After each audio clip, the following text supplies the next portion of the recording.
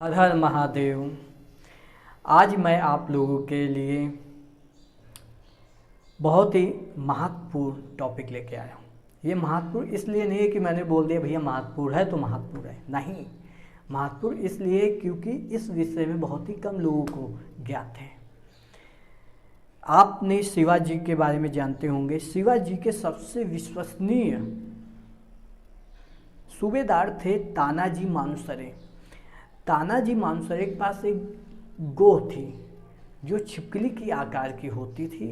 बस उसका शरीर काफ़ी विशालकाय होता था, जो वर्तमान समय में छिपकलियाँ हैं उनसे, जो हमारे घर में दिखाई देती हैं। वर्तमान समय में गोह भी है भैया, ये नहीं कि तानाजी मालुसरे के टाइम थी आज नहीं है।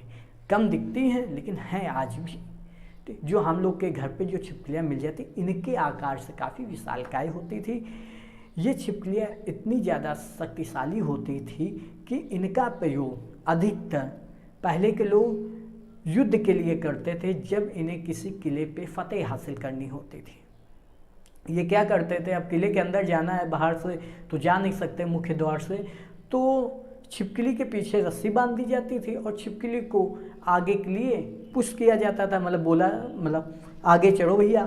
तो छिपकली आगे चढ़ती थी और रस्सी पकड़ के आदमी किले के अंदर प्रवेश कर लेता था और फिर युद्ध होता था। तो ये जो तानाजी के पास जो एक गोह थी, इसका बहुत बड़ा योगदान है हमारे इतिहास में। ठीक है, जितने भी युद्ध हुए उनमें हम इंसानों ने भी तो बहुत योगदान दिया, लेकिन बहुत से जीव जंतुओं ने भी बहुत योगदान दिया है। चाहे आप नाम सुने हो महाराणा प्रताप के चेतक के बारे में, चाहे उनके हाथी राम प्रसाद के बारे में। आज हम उसी से रिलेटेड ठीक जंतु के बारे में बताने जा रहे हैं, जिसका इतिहास में बहुत बड़ा योगदान है। तानाजी मालुसरे के पास जो गो थी, ये इतनी ज़्यादा देशभक्त थी कि यहाँ तक कहा जाता है कि जब तानाजी मालुसरे कोमठाना पे फतेह हासिल करने के लिए इस गो के पीछे जब रस्सी बांधे थे ना भैया, तो ये जब रस्सी बांधा, गो चढ़ नहीं पा रही थी, पता नहीं उसको क्या हो गया था, लेकिन तब भी तानाजी के कहने पे कि कोमठाना पे तो आज ही फतेह हासिल करनी है, ये सुनते ही वो गोह ने पूरी जी जान लगा के किले पे चढ़ी।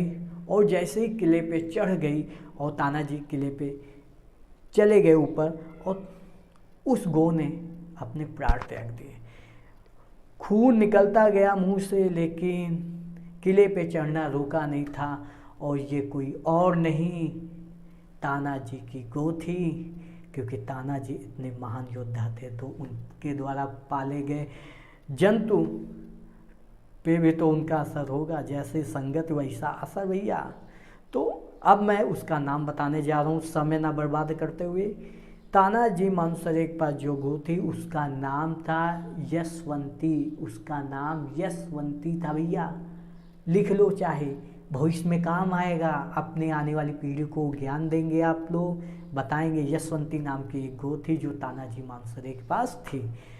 आप लोगों को ये जानकारी प्राप्त होने के बाद कैसा लग रहा है, प्लीज़ आप लोग कमेंट में बताइए हमें, और हमारे चैनल को सब्सक्राइब कीजिए।